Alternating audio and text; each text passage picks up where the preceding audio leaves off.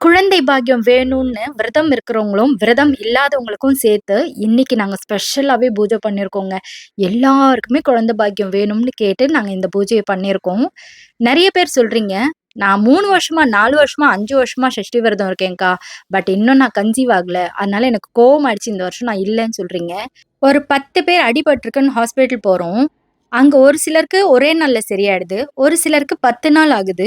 ஒரு சிலருக்கு 1 வருஷம் ஆகுது. ஸோ இது எதனால? அவங்கவங்க அடிபட்ட உள்ள எவ்ளோ ரணம் இருக்கோ, அதுக்கேத்த மாரி சரியாகுது.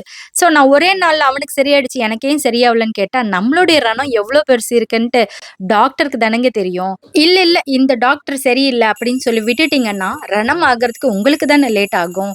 புரியறதுக்காக சொன்னேன். அந்த டாக்டர் மாரி தான் நம்மளுக்கு கடவுள். அந்த பேஷண்ட் மாரி தான் நம்ம.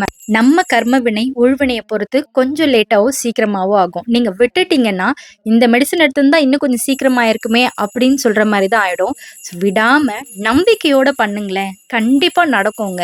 உங்க வலி எனக்கு மட்டும் இல்லங்க, முருகருக்குமே புரியும்.